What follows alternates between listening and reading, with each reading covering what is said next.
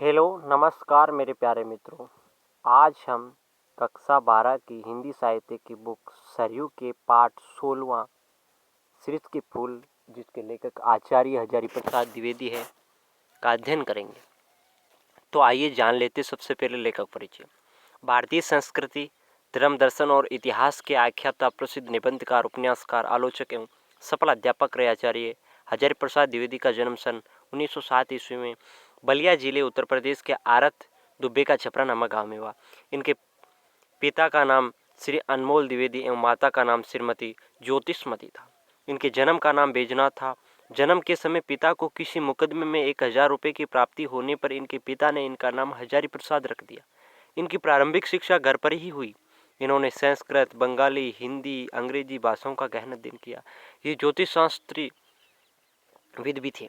ये शांति निकेतन, काशी, पंजाब के विश्वविद्यालय में हिंदी विभाग के अध्यक्ष रहे। सन 1949 में लखनऊ विश्वविद्यालय ने डीलिट की उपाधि से सम्मानित किया। सन 1957 में भारत सरकार ने इन्हें पद्म भूषण से अलंकृत किया।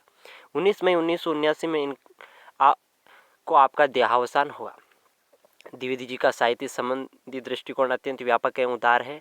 उनका मानना है कि साहित्य मानव सापेक्ष है। मनुष्य को शुद्धता और संकीर्णता से उबार कर सात्विक व्यापक भावभूमि पर प्रतिष्ठित करना साहित्य का लक्ष्य है।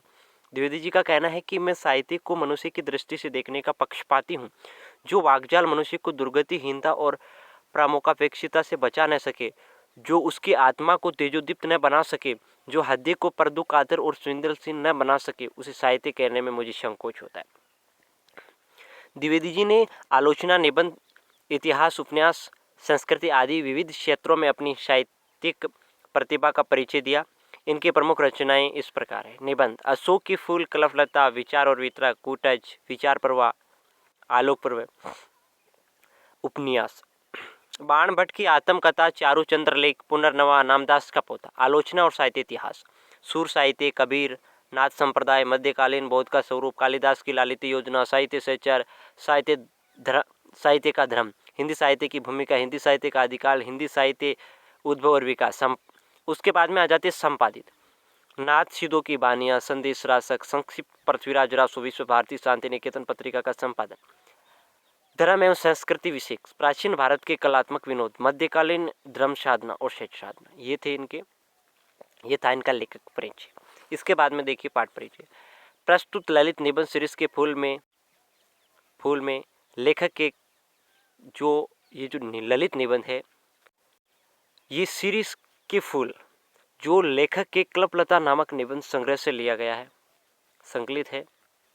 ये संदेश प्रदान निबंध है, जिसमें द्विवेदी जी ने आंधी, लू और गर्मी की प्रचंडता में अविचल होकर कोमल पुष्पों का सौंदर्य बिखेरने वाले सीरीज की तुलना अवधूत से करते हुए मनुष्य की अजय जिजीविषा और तुमुल कोलाहल संघर्ष के बीच धैर्यपूर्वक लोक चिंतन हित रह कर्तव्यशील रहने को महान मानवीय मूल्य के रूप में स्थापित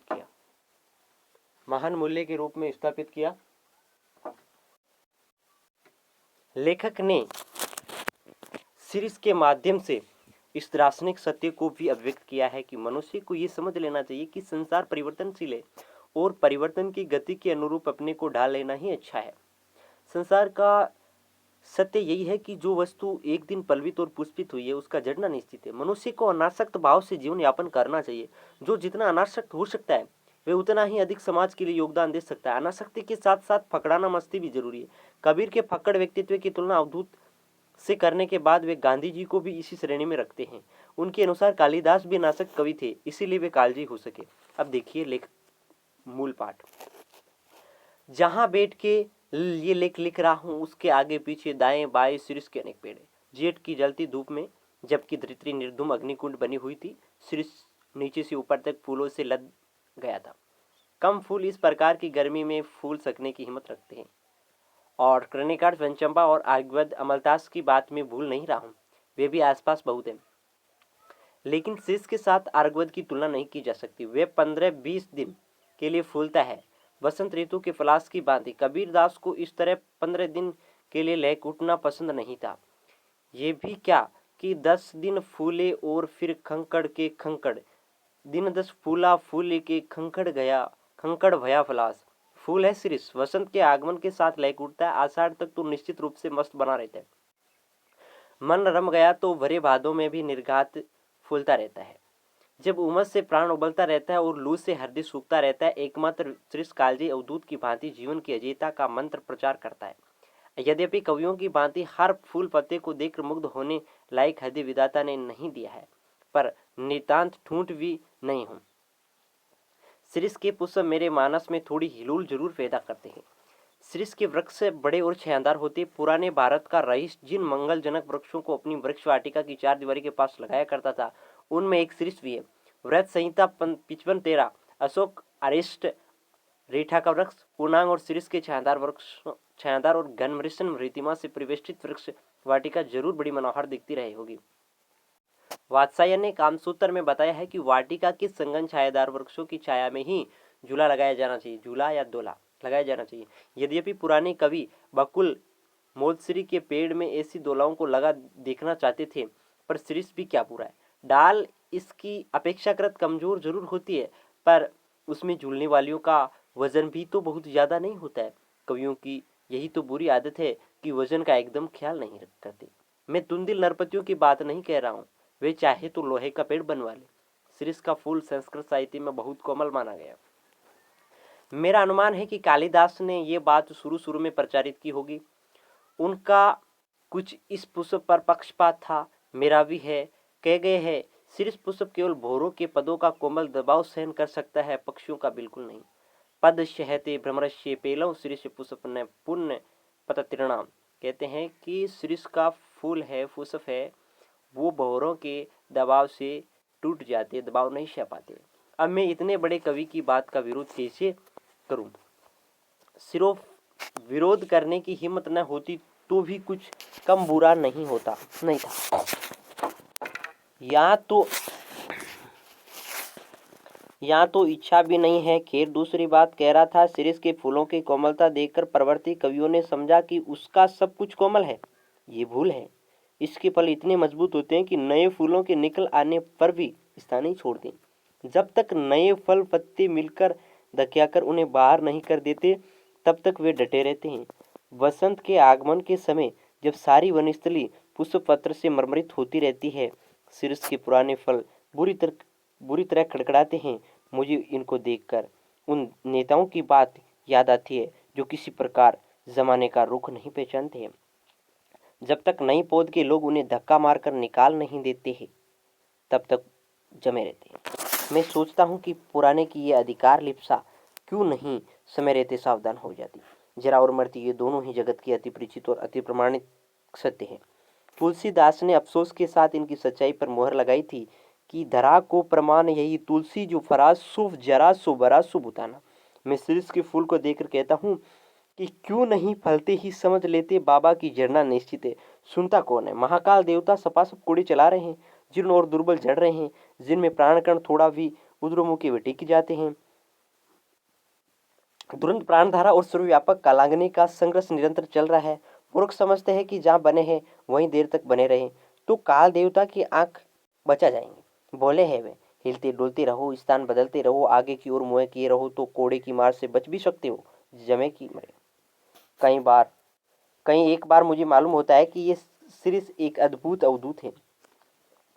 दुख हो सुख वे हार नहीं मानता, न उधू का लेना न माधु का देना। जब धरती और आसमान जलते रहते हैं, तब ये हजरत न जाने कहाँ से अपने लिए रस खींचते रहते हैं।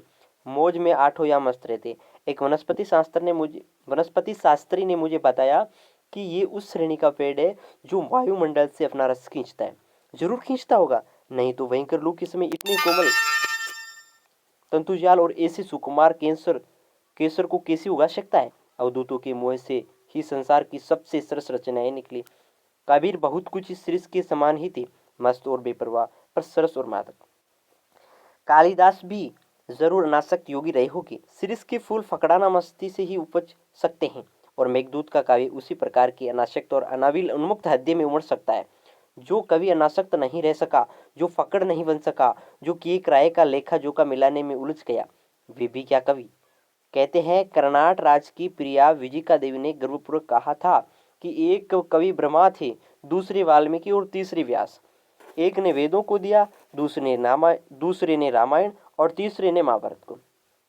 इनके अतिरिक्त और कोई यदि कवि होने का दावा करे तो मैं कर्नाट राज की प्यारी रानी उनकी सिर पर अपना बायां चरण रखती हूँ। तेसा मैं मूर्धनि ददामी वाम चरणम कर्नाट राजप्रिया। मैं जानता हूँ कि इस उपालम से दुनिया का कोई कवि हरा नहीं, पर इसका मतलब ये नहीं कि कोई लजाए नहीं तो उसे डांटा भी न जाए। पर मैं कहता हूँ कि कवि बनना है मेरे दोस्तों तो फक्कड़ बनो, सिरिस की मस्ती की ओर देखो। लेकिन अनुभव ने मुझे बताया है कि कोई किसी की सुनता नहीं, मरने दो। कालिदास वजन ठीक रख सकते थे क्योंकि वे अनासक्त योगी की स्थिर प्रज्ञता और विदग्ध प्रेमी का हाथी पा चुके थे। कवि होने से क्या होता है, मैं छंद बना लेता हूँ, तुक जोड़ लेता हूँ, और कालिदास भी छंद बना लेते थे, तुक भी जोड़ ही सकते होंगे। इसलिए हम दोनों एक ही श्रेणी के नहीं हो जाते। पुराने सहद्य ने किसी ऐसे ही दावेदार को फटकारते हुए कहा था, वयम अपि कव्यम कव्यम कविस्ते कालिदास अद्य। मैं तो मुग्ध और विस्मी विमूढ़ होकर कालिदास के एक एक श्लोक को देखकर हैरान हो जाता हूँ। अब इस सीरीज के फूल का ही एक उदाहरण लीजिए। शकुंतला बहुत सुंदर थी। सुंदर क्या होने से कोई हो जाता है? देखना चाहिए कि कितने सुंदर हृदय से वे सौंदर्य डुबकी लगाकर निकला। शकुंतला कालिदास के हृदय से निकली थी। विधाता की ओर से कोई कार्पण्य नहीं था, कवि की ओर से भी नहीं। राजा दुष्यंत से अच्छे भले प्रेमी थे। राजा दुष्यंत भी अच्छे भले प्रेमी थे। उन्होंने शकुंतला का एक चित्र बनाया था, लेकिन रह रहकर उनका मन खींच उठता था। ओह, कहीं न कहीं कुछ छूट गया है। बड़ी देर के बाद समझ में आया कि शकुंतला के दोनों कानों में उस शिरीष पुष्प को देना भूल गई, जिसके केसर गंडस्थल तक लटके हुए थे, और रह गया है शरदचंद्र की किरणों के समान कोमल और शुभ्र मरणाल का हार। कालिदास सौंदर्य के ब्रावरण को भेद कर उसके भीतर तक पहुंच सकते थे। दुख हो कि सुख वे मानव दुख हो कि सुख वे अपना भावरस उस अनासक्त कृषिवल की बातें खींच लेते थे, जो निर्दलित इक्षुदन से रस निकाल लेता है। कालिदास मानते क्योंकि वे अनासक्त रह सकते थे। कुछ इस श्रेणी की अनासक्त आधुनिक हिंदी के कवि सुमित्रानंदन पंत में है। अनासक्ति ठीक है। कवि वर रविंद्रनाथ में ये अनासक्ति थी। एक जगह उन्होंने लिखा है, राजोदान का सिंह द्वार कितना ही अप्रवेदी क्यों न हो, उसकी शिल्पकला कितनी ही सुंदर क्यों न हो, वह ये नहीं कहता कि हमें आकर ही सारा रास्ता समाप्त हो गया। असल गंतव्य स्थान उसे अतिक्रम करने के बाद ही यही बताना उसका कर्तव्य है। फूल हो या पेड़, वे अपने आप में समाप्त नहीं हैं। वे किसी अन्य वस्तु को दिखाने के लिए उठी हुई अंगुली है, एक इशारा है। शिरीष तरु सचमुच पक्के अवधूत की भांति मेरे मन में ऐसी तरंगे जगा देता है जो ऊपर की ओर उड़ती रहती है। इस चलकती धूप में इतना सरस वे कैसे बना रहता है? क्या ये बाह्य परिवर्तन है? धूप, वर्षा, आंधी, लू अपने आप में सत्य नहीं है। हमारे देश के ऊपर से जो ये मारकाट, अग्निदाह, लूटपाट, खून कचर का बॉन्डर बह गई है, उसके भीतर क्या स्थिर रहा जा सकता है? शिरीष रह सका, अपने देश का एक बूढ़ा रह सका था। क्यों? मेरा मन पूछता है कि ऐसा क्यों संभव है? क्योंकि शिरीष भी अवधूत है। शिरीष वायुमंडल से रस खींचकर इतना कोमल और इतना कठोर हो सका था। मैं जब जब शिरीष की ओर देखता हूँ तब तब ऊक उठती है, हाय वे अवधूत आज कहाँ है। नमस्कार दोस्तों, अगला चैप्टर जल्द ही लेकर आएंगे। कृपया मेरे चैनल को सब्सक्राइब करें।